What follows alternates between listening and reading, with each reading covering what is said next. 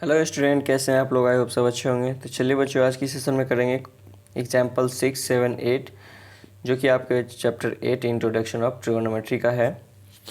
तो समझते हैं कैसे होगा।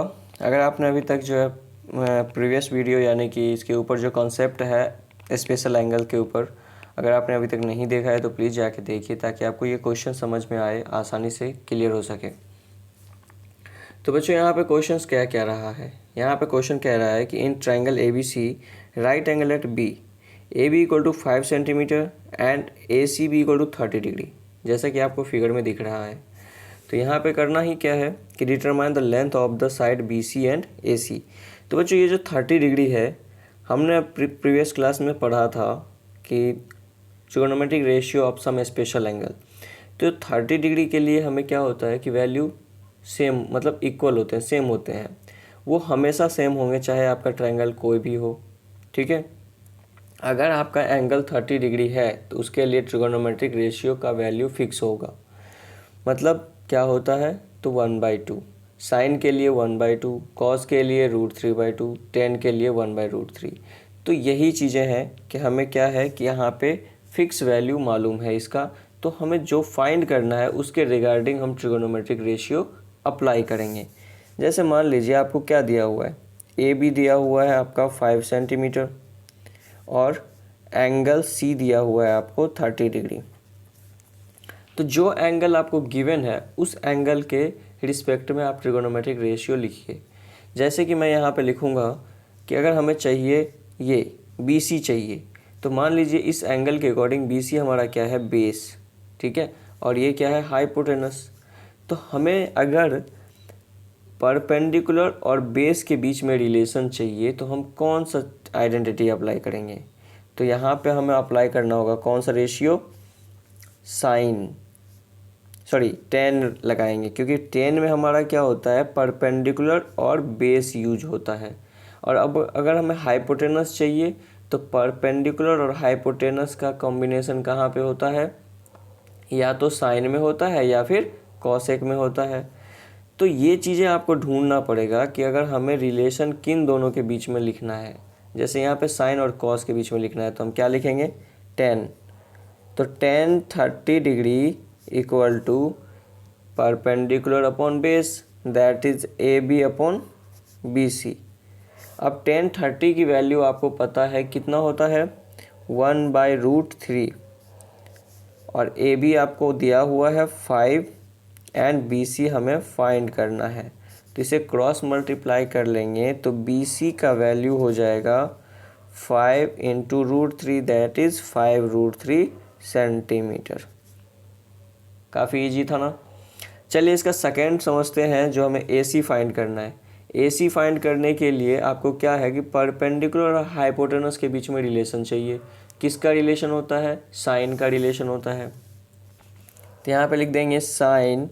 अब यहाँ पे एक्स या ए या बी सी नहीं लिखेंगे, जो एंगल गिवन होगा उसके रिस्पेक्ट में लिखेंगे। जैसे साइन 30 डिग्री, तो साइन 30 डिग्री आपका क्या हो जाएगा, perpendicular upon hypotenuse, like A B upon A C. अब हमें क्या है कि साइन 30 की वैल्यू होती है 1/2, तो हम लिख लेंगे यहाँ पे 1/2। ए बी आपका क्या हो गया, ए बी दिया हुआ है 5 सेंटीमीटर एंड ए सी आपका कितना हो गया, फाइंड करना है। तो ये हमारा हो जाएगा, ए सी इधर मल्टीप्लाई हो जाएगा, ए बी इधर, तो ए सी इक्वल टू हो जाएगा 10 सेंटीमीटर। ठीक है, समझ गए। तो आई होप ये आपको बहुत अच्छे से क्लियर हुआ होगा, क्योंकि इसमें कुछ है ही नहीं। बस सिंपली जिन दो साइड्स के बीच में रिलेशन चाहिए उनको आपको समझना है कि जैसे परपेंडिकुलर बेस है तो 10, परपेंडिकुलर और हाइपोटेनस है तो साइन, और बेस अपॉन हाइपोटेनस है तो कॉस। तो देखिए नेक्स्ट वीडियो में चलते हैं, नेक्स्ट क्वेश्चन पे चलते हैं, देखते हैं क्वेश्चन नंबर 7 क्या कहता है।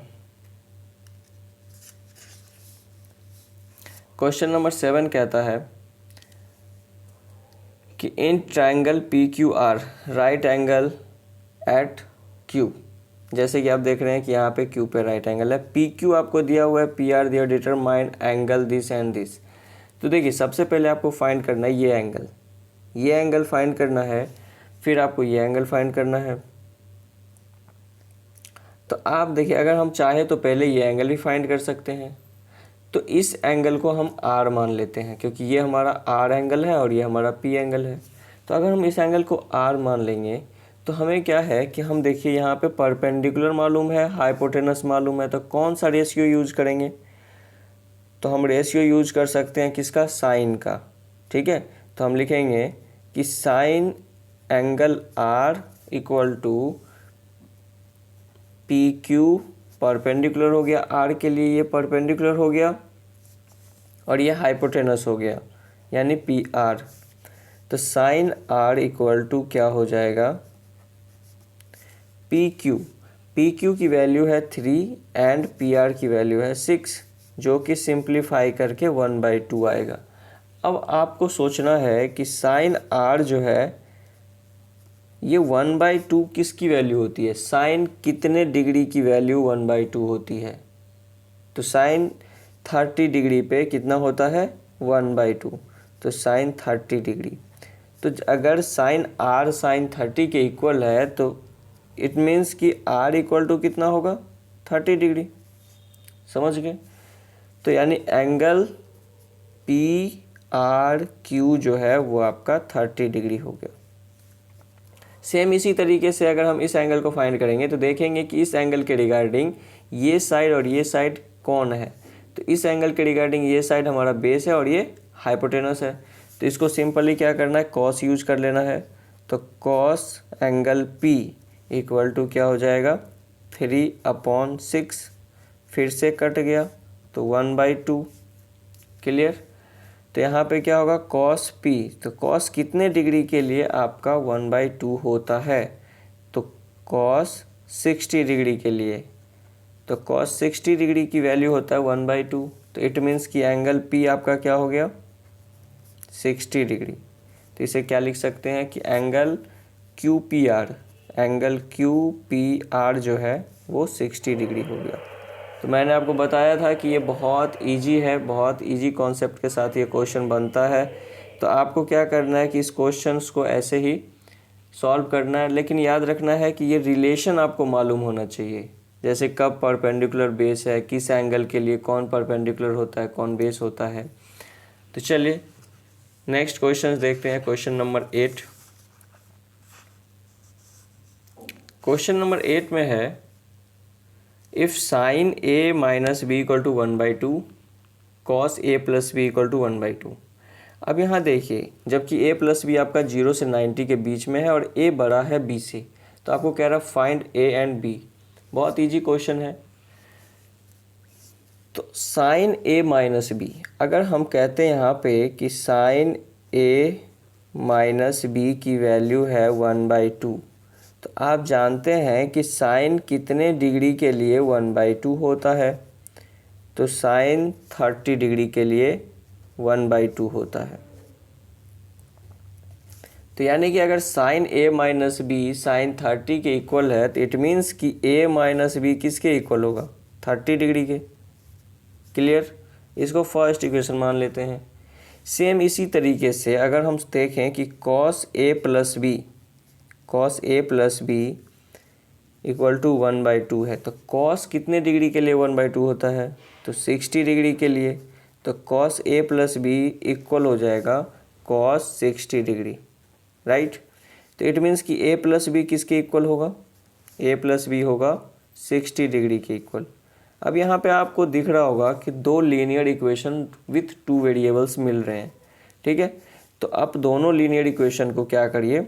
सॉल्व कर दीजिए। तो from 1 and 2 a minus B आपका 30 है और a प्लस बी आपका 60 है। अगर आप एलिमिनेशन यूज करते हैं तो यहाँ पे क्या होगा? एडिशन करेंगे तो b से b कैंसिल हो जाएगा, that is 2a equal to 90 degree. तो a आपका हो जाएगा कितना? 90 डिवाइड बाई 2 यानी 45 डिग्री। अगर आपका a फाइंड हो गया तो आप किसी भी इक्वेशन में a की वैल्यू पुट कर सकते हैं। लाइक a प्लस बी आपका जो है 60 है, तो a हमारा 45 डिग्री, 60 डिग्री।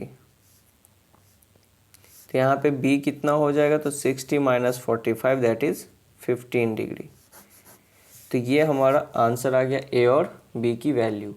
आई होप आपको क्लियर हो गया होगा। तो चलिए, तो आज यहीं पे ख़त्म करते हैं, नेक्स्ट सेशन में मिलते हैं नए एक्सरसाइज के साथ। तो चलिए, अगर आपने अभी तक चैनल सब्सक्राइब नहीं किया है तो प्लीज़ वीडियो को लाइक और शेयर ज़रूर करिए, साथ ही साथ चैनल सब्सक्राइब कर लीजिए जिससे आपका कोई भी वीडियो मिस ना हो। तो मिलते हैं नेक्स्ट सेशन में, तब तक के लिए bye bye, have a nice day, thank you.